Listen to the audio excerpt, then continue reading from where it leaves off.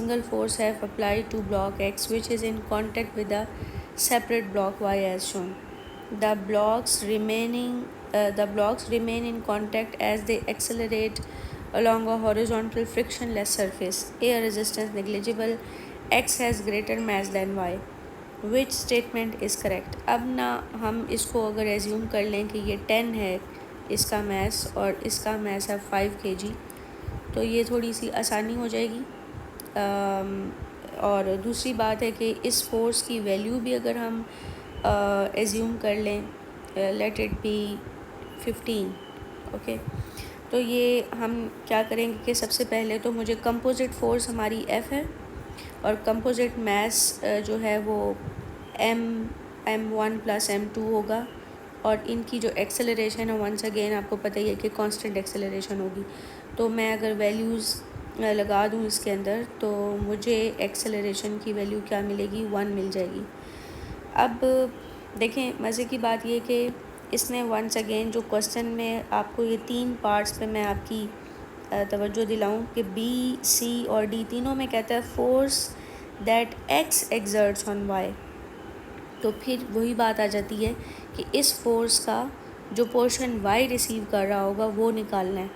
वो एक्स खुद कोई फोर्स नहीं बना रहा बल्कि इसमें से ही वाई को दे रहा होगा। और वो निकालने के लिए आपको पता ही है ये हो जाएगी जी, दैट इज़ एफ प्राइम लेट से। और मास ऑफ वाई यूज़ होगा। मास ऑफ वाई क्या है जी, 5 है और एक्सेलरेशन दोनों की कंपोजिट है वो है 1। तो ये 5 न्यूटन फोर्स जो है वो वाई पे लग रही होगी। 15 में से 5 जो है वो वाई को लगेगी और एक्स पे लगेगी 10। ठीक हो गया, एक्स पे लगेगी 10, किसकी बात कर रही हूँ, 15 में से 10 लगेगी। ठीक है, अब ये ना समझिएगा कि y x पे 10 लगाएगा, नो नो नो, y जो है वो x पे 5 लगाएगा क्योंकि x जो है वो y पे 5 लगा रहा है, बदले में same amount of force y भी लगाएगा x पे, पर जो 10 न्यूटन है वो इसमें से कुछ पोर्शन उधर जा रहा होगा। ठीक है, अच्छा ए पार्ट पढ़ लेते हैं। कहता है the acceleration of x is equal to force F divided by the mass of x। तो ये गलत है जी। आप लोगों ने अभी पीछे पढ़ा था कि अगर मैं ये m1 m2 कह लेती तो एक्सेलरेशन जो थी वो m1 + m2, ये एक्सेलरेशन ये बननी थी F/m1 + m2 ये बननी थी, not F divided by mass of x only, it is the mass of x plus mass of y। तो ये गलत है। The force that x exerts on y is equal to F। नहीं बेटा, F force नहीं लग रही बल्कि ये कितनी लग रही है, it is some portion of x, some portion of F। ठीक है, उसका कुछ पोर्शन लग रहा है।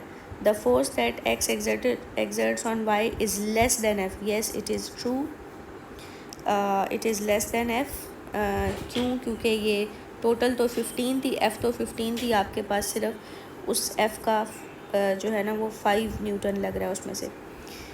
The force that x exert on y is less then force that y exert on x। देखा, आ गया वही मसला आ गया जिसकी मैं पहले ही डिस्कशन कर चुकी हूँ।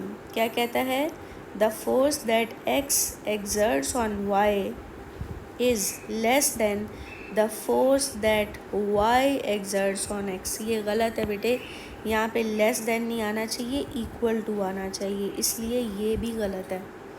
ये अब आपको क्लियर हो गया होगा, इसीलिए मैंने सोचा कि ये एक्स्ट्रा चीज़ जो है मैं आपको पहले से ही बता दूं कि एक्शन और रिएक्शन पेयर जो है वो एक्शन और reaction forces equal and opposite in direction होती हैं, इक्वल होती हैं और ऑपोजिट इन डायरेक्शन।